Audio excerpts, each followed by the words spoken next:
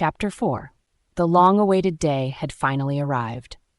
The central court of the tennis academy was surrounded by packed stands, every seat occupied by students of the International Olympic School of Sports, their shouts and cheers creating an electric atmosphere.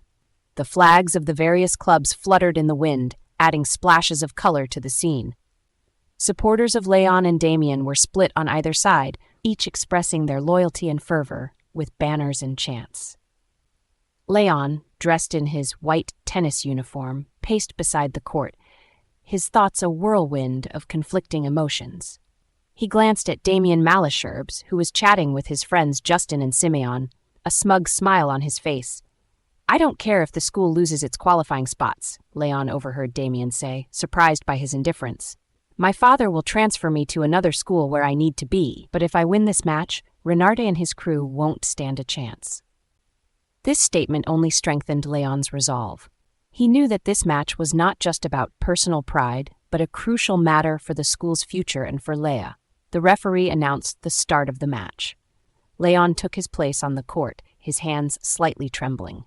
The first set was a real battle. Damien, with his aggressive and precise play, won the first set. Léon, despite his tenacity, was overwhelmed by a rage that clouded his game. During the break, Paul and Elodie approached him, their presence comforting. Paul, ever pragmatic, placed a reassuring hand on Léon's shoulder. "Don't let your anger control you, Léon. You're better than that." Elodie added, "Focus on your game, on what really matters. You can beat him." Their words had the desired effect. Léon felt a wave of calm wash over him, a new clarity. He returned to the court with renewed resolve. The second set began, and this time, Léon played with impressive precision. Every shot seemed perfectly calculated, every movement fluid and assured. He won the second set to the frenzied cheers of his supporters. The interval before the third set approached, and Paul, with a serious look, came up to Léon. "You know, Léon, I've realized that sometimes girls make us angry, but I think sometimes it's something else. That something else is what will help you win." These words resonated in Léon's mind. He understood that this match was also a matter of the heart, of emotions he needed to accept rather than push away. Before resuming the game, he looked up at the stands and searched for Léa. She was there, her gaze fixed on him, a glimmer of hope and support in her eyes. That gave him the strength he needed. The third set began, and Léon started with a magnificent ace, winning his first game. The match became a ballet of power and strategy, each player pushing the other to their limits. But Léon, driven by an indomitable will and the support of his friends, gradually dominated. Finally, after a fierce last exchange, Léon won the match. A stunned silence fell over the court, followed by an explosion of joy. Léon's supporters flooded the court, shouting and celebrating his victory. Paul and Elodie joined him, their faces beaming with pride.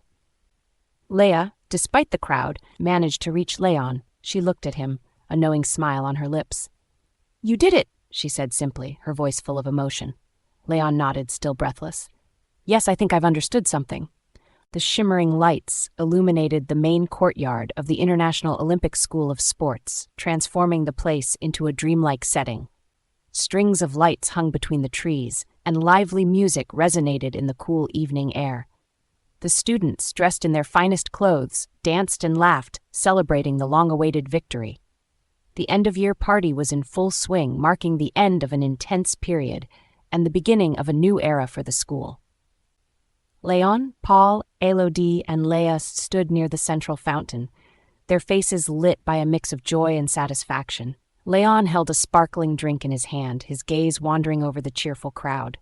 The memories of the match against Damien were still vivid in his mind, but tonight he just wanted to savor the moment. "It's incredible, isn't it?" said Elodie, her eyes shining with enthusiasm. "We really did it." Paul nodded, a smirk on his face. "Yes, and we earned it. Everyone worked so hard." Léa agreed, her gaze resting on Léon. "You were amazing, Léon. That match against Damien, it was a real showdown." Léon, slightly embarrassed by the compliments, shrugged. "Thank you, but we all contributed to this victory. It was our teamwork that made the difference." As they talked, Professor Roux approached them, a serious expression on his face. "I see you're enjoying the party," he said, his deep voice blending with the surrounding laughter. "Yes, sir." Léon replied, "We have a lot to celebrate." Stéphane Roux nodded slowly. Indeed, but there are things you need to know. Principal Dubois had to make significant concessions to secure those 5 qualifying spots for the Olympics. He gave up many of his prerogatives to Minister Pardon. A heavy silence settled over the group. Paul was the first to break it, a note of anger in his voice. But why? Why would Dubois do that? Because he knew it was our only chance, Roux replied calmly. Minister Pardon demanded more control over the school in exchange for his support. Dubois agreed to give you this opportunity, but it came at a cost. Élodie, her brows furrowed, asked the question burning on everyone's lips. What kind of control? Decisions on funding, recruitment, programs? Pardon now has a say in everything, the professor explained. Dubois sacrificed part of his authority to secure your Olympic future. Leah, feeling suddenly less euphoric, murmured, That's why the minister seemed so cheerful tonight. It wasn't just about the school's victory. Léon, his gaze hard, faced the professor. Did Dubois know how much it would cost him? Stéphane Roux sighed. He knew, but he thought it was worth it. He has always put the students first. They all turned to look at Principal Albert Dubois, who stood apart, watching the party with a tired smile. His face, usually impassive, betrayed deep concern. He tried to hide his feelings, but for those who knew him well, the tension was palpable. He looks so exhausted, murmured Élodie. Paul nodded, his respect for Dubois growing even more. He gave everything for us.